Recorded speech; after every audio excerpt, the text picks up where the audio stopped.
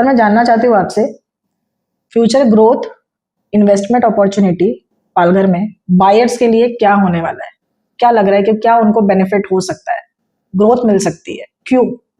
बिल्कुल, किसी भी एक अंडर डेवलप्ड या डेवलपिंग लोकेशन में आप अगर घर लेने का प्लान करते हो तो वो आपके लिए एक बहुत इम्पोर्टेंट डिसीजन होता है। आपको एक फ्यूचर को विजुअलाइज करना पड़ता है, आपको ट्रस्ट करना पड़ता है कि मैंने जो सोच के ले रहा हूँ घर, वो सही होना चाहिए। फ्यूचर बेनिफिट जैसे हमने आपके पॉडकास्ट में बताया कि फ्यूचर के क्या क्या डेवलपमेंट्स पालघर में होने वाले हैं और क्या क्या नई नई चीजें आने वाली है, एयरपोर्ट से लेके पोर्ट से लेके सारी जो चीजें मैंने आपको बताई। एक एक पैसा जो क्लाइंट का लग रहा है उसमें उसको बहुत अच्छा रिटर्न मिलने वाला है। सेकंड, फ्यूचर में इतनी सारे चेंजेस आएंगे लाइक आपको 2 साल के बाद का, मैं पिछले 3 साल का पालघर ऑलरेडी कंपेयर कर रहा हूँ आज के पालघर से, तो इट इज डिफरेंट। लास्ट 6 साल का और आज का अगर मैं कंपेयर करूँ पालघर, वो अलग है। लास्ट 10 साल का और आज का पालघर देखूं तो वो अलग है। तो ऐसा कोई रीजन मुझे दिख नहीं रहा है, इनफैक्ट 10 और रीजन बढ़ चुके हैं मुझे पॉजिटिवली सोचने के लिए कि आज के और आज से 3 साल बाद, 6 साल बाद और 10 साल बाद या 5 साल बाद का पालघर में बहुत बहुत बड़ा चेंज आने वाला है।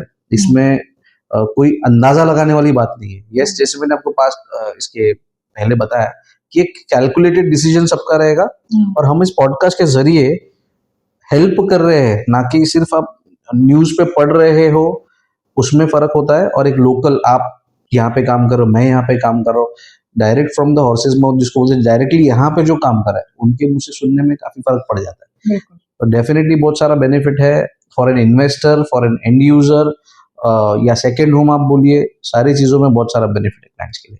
तो सर लेकिन इन्वेस्टमेंट की अगर मैं बात करूँ या इन्वेस्टर की बात करूँ तो डेवलपमेंट ऐसा तो नहीं है सिर्फ पालघर में हो रहा है। अगर ऑल ओवर महाराष्ट्र की भी हम बात कर ले तो महाराष्ट्र में कई ऐसी जगहें हैं जहां ऑलरेडी डेवलपमेंट लेटेस्ट में हुआ है, अभी भी हो रहा है, लाइक नवी मुंबई वगैरह है, पूना है, बहुत अच्छा डेवलप हो रहा है और पालघर भी हो ही रहा है। तो आपके हिसाब से क्लाइंट्स को, बायर्स को, हमारे व्यूअर्स को क्यों पालघर ज्यादा मतलब दिमाग में रखना चाहिए या पालघर में आके ट्राई करना चाहिए? Why only Palghar?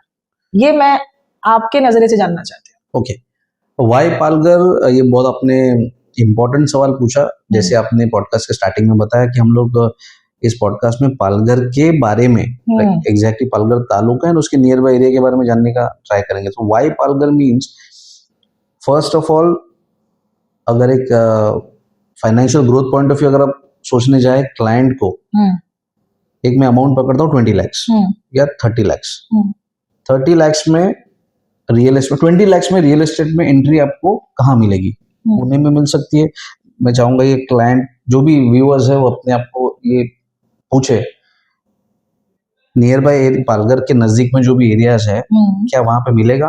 Real estate में एंट्री आपको कोई एक स्क्वायर फुट नहीं खरीदना है, आपको मिनिमम 200, 250, 300 स्क्वायर फुट खरीदना है। करेक्ट।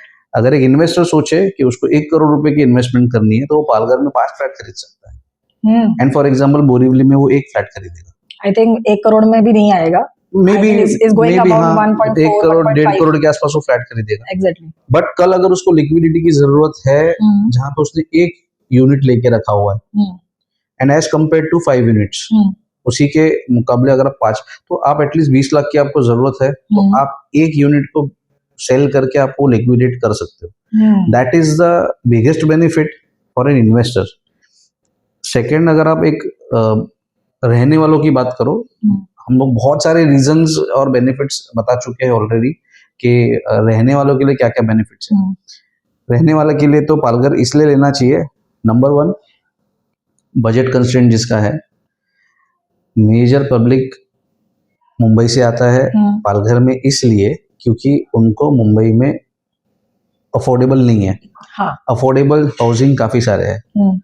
पालघर में ही 40 lakhs का 1 BHK भी है एंड पालघर में 20 lakhs का भी है।